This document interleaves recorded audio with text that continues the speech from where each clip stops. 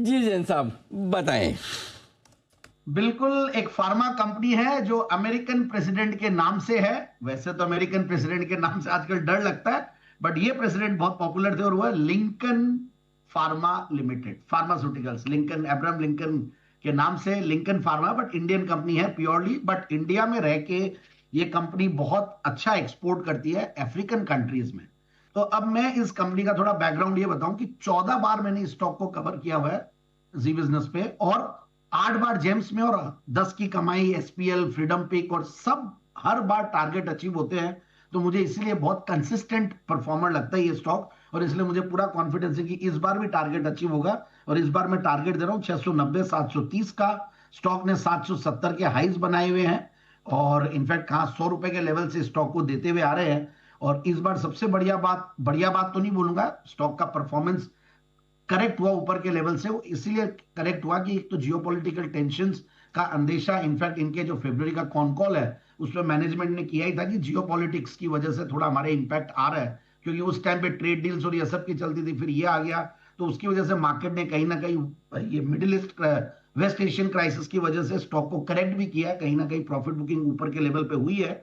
But अब अपने 200 DEMAs के आसपास सपोर्ट लेने की कोशिश भी कर रहा है। So that's the best part. और वैल्यूएशंस के लिहाज से मुझे बहुत सस्ता लगता है, और 1979 से कंपनी कार्यरत है, तो इसलिए वो भी एक कॉन्फिडेंस का फैक्टर है। और कंपनी ने अच्छी ग्रोथ पास्ट में दिखाई है, और 13-14 के पी मल्टीपल पे बहुत सस्ता लगता है। 9-10 का EB by EBITDA which is again very cheap.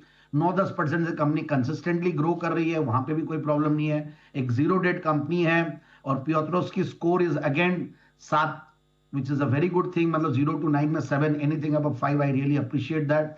फिर नेट प्रॉफिट मार्जिन भी 13-14% के हैं, तो ये भी एक बहुत बढ़िया चीज है। सो बेसिकली एक छोटी small and a beautiful company, बहुत ज्यादा बड़ी कंपनी तो नहीं है, 1200-1300 करोड़ की कंपनी है। But the best part is fundamentals are very good, इसलिए स्टॉक को मैं बार बार कवर करता हूं। और उससे भी बढ़िया बात है, लास्ट क्वार्टर मार्च जनरली इनका हल्का क्वार्टर रहता है, तो उसकी वजह से मार्च का क्वार्टर नॉर्मली था as compare to last March. और आगे आने वाले दिनों में मुझे लगता है कि चूंकि करेक्टेड है, और चूंकि स्मॉल कैप्स और मिड कैप्स अच्छा चल रहे हैं, तो ये स्टॉक भी आगे जाके परफॉर्म करेगा।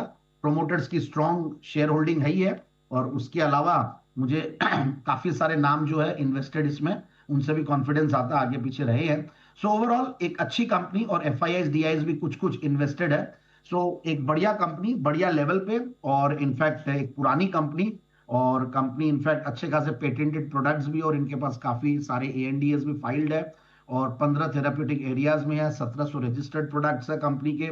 और सारे ही ऑलमोस्ट जो कैटेगरीज है, सारे ही ब्रांचेस में एंटी डिप्रेसेंट्स, एंटी बैक्टीरियल, ये सारे एंटी कार्डियक, ये सारी दवाइयां बनाती है।